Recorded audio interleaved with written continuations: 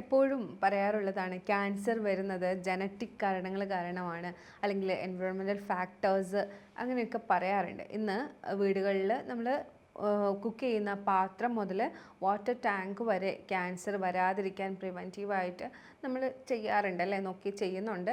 പക്ഷേ നമ്മൾ ശ്രദ്ധിക്കാതെ പോകുന്ന, നമുക്ക് കൺട്രോൾ ചെയ്യാൻ പറ്റുന്ന ഒരു ഫാക്ടറുണ്ട്, അതാണ് അമിത ആഹാരം. അപ്പോൾ അമിത ആഹാരം എങ്ങനെ ക്യാൻസറിൽ എത്തിക്കുന്നു, അതിലെന്തൊക്കെയാണ്, അതിൽ ഞാൻ ഉൾപ്പെടുത്തിയിരിക്കുന്ന അതൊരു സ്റ്റഡിയുടെ അടിസ്ഥാനത്തിൽ ഞാൻ എക്സ്പ്ലെയിൻ ചെയ്യുന്നുണ്ട്. അപ്പോൾ ഇന്നത്തെ വീഡിയോയിലൂടെ നമ്മൾ ഡിസ്കസ് ചെയ്യുന്നത് ഈ ടോപ്പിക്കാണ്. ഞാൻ ഡോക്ടർ ആമിന, QNB ഹെൽത്ത് കെയറിലെ മെഡിക്കൽ ഓഫീസറാണ്. നമ്മളെല്ലാവരും ആവശ്യത്തിൽ അധികം ഭക്ഷണം കഴിക്കാൻ സാധ്യതയുള്ളവരാണ്.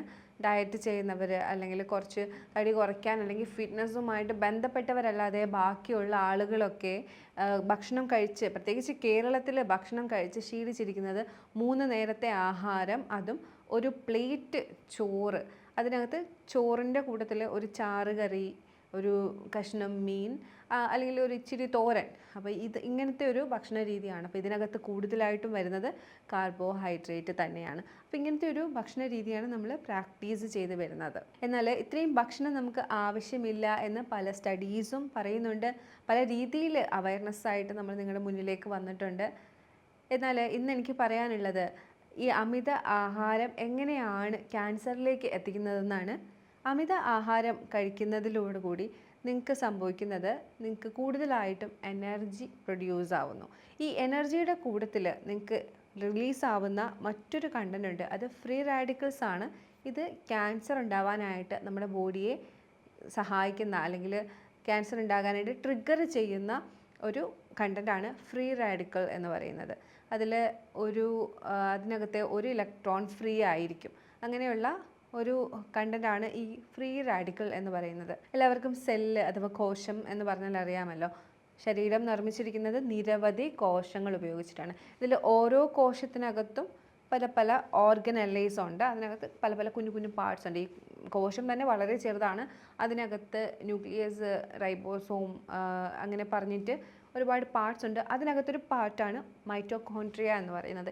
ഈ മൈറ്റോകോൺട്രിയ ആണ് നമ്മുടെ ബോഡിയിലെ, നമ്മുടെ സെല്ലിനകത്തെ കിച്ചൺ, അതായത് നമ്മുടെ കോശത്തിനകത്തെ കിച്ചൺ. നമുക്ക് എനർജി തരുന്നത് മൈറ്റോകോൺട്രിയയിൽ നടക്കുന്ന പ്രോസസ്സ് വഴിയാണ്.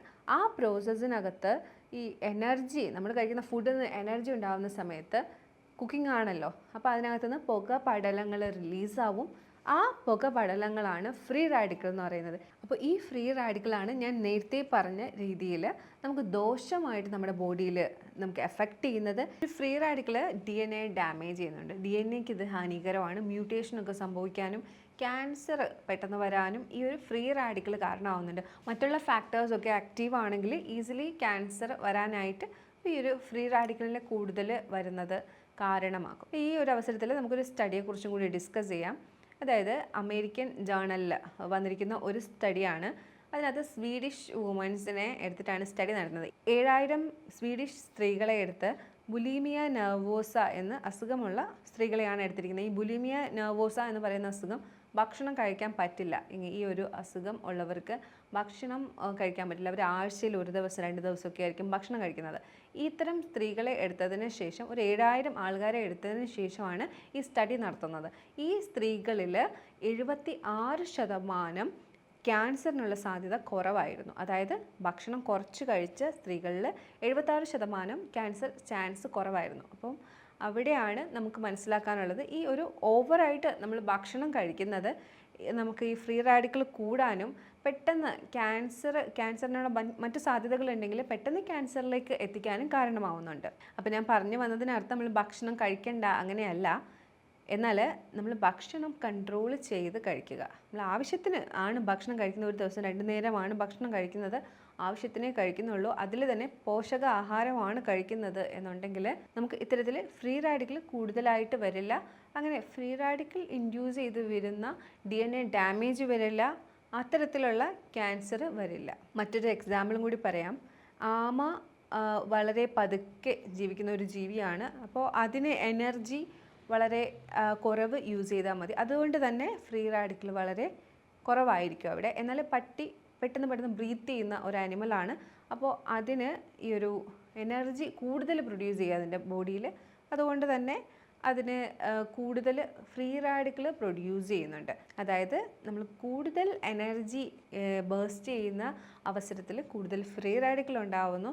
അങ്ങനെ ഫ്രീ റാഡിക്കൽ കൂടുതൽ ഉണ്ടാകുമ്പോൾ നമ്മൾ കൂടുതലായിട്ട് ക്യാൻസർ പ്രോണായിട്ട് മാറുന്നു. ക്യാൻസർ പെട്ടെന്ന് വരാനുള്ള സാധ്യത ഉണ്ടാകുന്നു. നമ്മളെപ്പോഴും ശ്രദ്ധിക്കുന്നൊരു കാര്യമാണ്, ഹിമാലയത്തിലൊക്കെ പോകുന്ന സന്യാസികൾ, യോഗി, അവർക്കൊക്കെ അവർ ഭക്ഷണം കുറയ്ക്കും. അങ്ങോട്ടേക്ക് തണുപ്പ് കൂടുതലായതുകൊണ്ട് തന്നെ അവർ പതുക്കെ പതുക്കെ ഈ സന്യാസത്തിൻ്റെ ഭാഗമായിട്ട്, മെഡിറ്റേഷൻ്റെ ഭാഗമായിട്ടൊക്കെ അവർ ഭക്ഷണം കുറയ്ക്കും. അങ്ങനെ ഭക്ഷണം കുറയ്ക്കുന്ന ഇത്തരം യോഗികൾക്ക് അവർക്ക് ഈ ആയുസ്സും കൂടുതലായിരിക്കും. അതുപോലെ തന്നെ അവരുടെ ബോഡിയിൽ ഈ ഫ്രീ റാഡിക്കൽ കുറയും. കാര്യം അവർക്ക് എനർജി എക്സ്പെൻഡിച്ചർ വളരെ കുറവാണ്. അവർക്ക് ഫ്രീ റാഡിക്കൽ വളരെ കുറവായിരിക്കും, കാരണം അവർക്ക് എനർജി എക്സ്പെൻഡിച്ചർ വളരെ കുറവാണ്. അതുകൊണ്ട് തന്നെ ഫ്രീ റാഡിക്കൽ കുറവായിരിക്കും. എപ്പോഴും ക്യാൻസറിൻ്റെ പേരിൽ നമ്മൾ കുറ്റം പറയുന്നത് പ്രോസസ്ഡ് ഫുഡ്, ബീഫ്, അല്ലെങ്കിൽ മുട്ട, അല്ലെങ്കിൽ അന്തരീക്ഷ മലിനീകരണം, കുക്കിംഗ് ചെയ്യുന്ന രീതി, പ്ലാസ്റ്റിക്സ്, അങ്ങനെ പല കാര്യങ്ങളാണ്. എന്നാൽ അമേരിക്കൻ ജേർണലിൽ ഈ സ്റ്റഡിയിലൂടെ നമുക്ക് പറഞ്ഞു തരുന്നത് കൂടുതൽ കലോറി നമ്മൾ എടുക്കുന്നത് കാരണമാണ് ക്യാൻസർ ഉണ്ടാവുന്നത് എന്നാണ്. അതുപോലെ ഈ ഒരു ഫ്രീ റാഡിക്കൽ ഇൻസുലിൻ റെസിസ്റ്റൻസും കൂട്ടുന്നുണ്ട്, ഏജിങ്ങും കൂട്ടുന്നുണ്ട്. ഇൻസുലിൻ റെസിസ്റ്റൻസിൻ്റെ കാര്യമൊക്കെ നമ്മൾ പലപ്പോഴായി ഡിസ്കസ് ചെയ്തിട്ടുണ്ട്. ഇൻസുലിൻ റെസിസ്റ്റൻസ് കൂടുന്നത് ഒരിക്കലും ബോഡിക്ക് ഉപയോഗമല്ല. അതെപ്പോഴും ഡിസ്ലിപിഡീമിയ, ഡയബറ്റീസ്, PCOD, അങ്ങനെ പല രീതിയിലുള്ള അസുഖങ്ങളിലേക്ക് എത്തിക്കുന്നുണ്ട്. ഏജിങ്ങും കൂട്ടുന്നുണ്ട് ഫ്രീ റാഡിക്കൽ കൂടുമ്പോൾ. കലോറിയുടെ കാര്യം പറയുമ്പോൾ നമ്മൾ സ്ഥിരമായി കഴിക്കുന്ന കുറച്ച് ഫുഡിൻ്റെ കലോറി എങ്ങനെയാണെന്ന് ഞാൻ പറയാം. ഒരു ചിക്കൻ ബിരിയാണി 1300 കിലോ കാലറിയാണ് വരുന്നത്. ഇതിന് നമുക്ക് 6 മുട്ട, 1 ഡസൻ മുട്ട, അതുപോലെ തന്നെ ഇതിന് പകരമായിട്ട് 1/2 കിലോ റെഡ് മീറ്റ്, അതുപോലെ തന്നെ 1/2 കിലോ ചീര ഇതിന് പകരമായിട്ട് കഴിക്കാൻ പറ്റും. 1 കിലോ പപ്പായ, ഇതിനൊക്കെ തുല്യമാണ് ഈ ഒരു ചിക്കൻ ബിരിയാണി, 1300 കിലോ കാലറി. ഒരു പാക്കറ്റ് ബിസ്ക്കറ്റ് 500 കിലോ കാലറിയാണ് വരുന്നത്. ഇതിന് തുല്യമായിട്ട് വരുന്നത് 12 മുട്ട, 1 ഡസൻ മുട്ട, അതുപോലെ തന്നെ 1/2 കിലോ പംകിൻ ഇതിന് തുല്യമാണ്. അതുപോലെ 1 കിലോ മസ്ക് മെലൺ ഇതിന് തുല്യമാണ്. അപ്പോൾ ഇതൊക്കെ ഈ ഒരു 500 കിലോ കാലറി വരുന്ന ഒരു പാക്കറ്റ് ബിസ്ക്കറ്റിന് തുല്യമാണ്. ഇനി അടുത്ത ഫുഡ് വരുന്നത് 1 കിലോ ചിപ്സാണ്, 6000 കിലോ കാലറിയാണ് വരുന്നത്. ഈ ചിപ്സ് ഏത് ചിപ്സ് ആവാം, banana chips, തപ്പിയോക്ക chips, potato chips, ഇത് ഏതൊരു ചിപ്സ് ആയാലും ഇതിനകത്ത് 1 കിലോ ചിപ്സിനകത്ത് വരുന്നത് 18 കിലോ ക്യാരറ്റിന് തുല്യമാണ് ഈ ഒരു 1 കിലോ ചിപ്സ് എന്ന് പറയുന്നത്. അതുപോലെ തന്നെ 31 കിലോ പംകിന് തുല്യമാണ് ഈ ഒരു ചിപ്സ് എന്ന് പറയുന്നത്. അപ്പോൾ ചുരുക്കി പറഞ്ഞാൽ ടോട്ടൽ കിലോ കാലറി കുറച്ചുകൊണ്ട് നമുക്ക് എന്ത് ചെയ്യാം, ഇത്തരത്തിലുള്ള അമിത ആഹാരം കാരണം ഇൻഡ്യൂസ് ചെയ്ത് ഫ്രീ റാഡിക്കൽ കൂടി വരുന്ന ഈ ഒരു ക്യാൻസറിനെ നമുക്ക് തടുക്കാൻ പറ്റും. അപ്പോൾ ഇത് പറയുമ്പോൾ എപ്പോഴും വരുന്നൊരു ക്വസ്റ്റ്യനാണ്, പൂർവികർ ഒരുപാട് ഭക്ഷണം കഴിച്ചിരുന്നവരാണ്, അവർ അത്രയും ഭക്ഷണം കഴിച്ചിട്ടും അവർക്ക് പ്രശ്നങ്ങളൊന്നും വന്നിരുന്നില്ലല്ലോ എന്നുള്ളത്. നമ്മുടെ പൂർവികരുടെ കാര്യം പറയുമ്പോൾ, പണ്ടത്തെ ജനറേഷൻ്റെ കാര്യം പറയുമ്പോൾ അവരൊരുപാട് വർക്ക് ചെയ്തിരുന്നവരാണ്. അവർ ബാക്കി എല്ലാ കാര്യത്തിലും വളരെ സ്ട്രോങ് ആയിരുന്നു. അവരുടെ ഭക്ഷണത്തിലായാലും ആൻറ്റി ക്യാൻസറസ് ആയിട്ടുള്ള ഭക്ഷണം അവർ കഴിച്ചിരുന്നു. അവരുടെ ഹെൽത്തി ആയിട്ടുള്ള ലൈഫ് സ്റ്റൈലായിരുന്നു. അവർക്ക് നല്ല ഇമ്മ്യൂണിറ്റി പവർ ഉണ്ടായിരുന്നു. അപ്പോൾ അവർ ബാക്കി എല്ലാ ഒരു മേഖലകളിലും വളരെ ഹെൽത്തി ആയിരുന്നു. ഇന്നത്തെ ജനറേഷൻ എന്ന് പറയുന്നത് ഇമ്മ്യൂണിറ്റിയിൽ വീക്കാണ്. കാര്യം അവർക്ക് മണ്ണിലും ചെളിയിലും ഒന്നും കളിച്ച് പരിചയമില്ലാത്ത കുട്ടികളാണ്. അതുപോലെ തന്നെ മുതിർന്നവരായാലും എപ്പോഴും ഒരു സേഫ് സോണിലാണ്. അതുപോലെ തന്നെ ലൈഫ് സ്റ്റൈൽ ഡിസോർഡറിൻ്റെ പിടിയിലാണ് ഇന്നത്തെ തലമുറ എന്ന് പറയുന്നത്.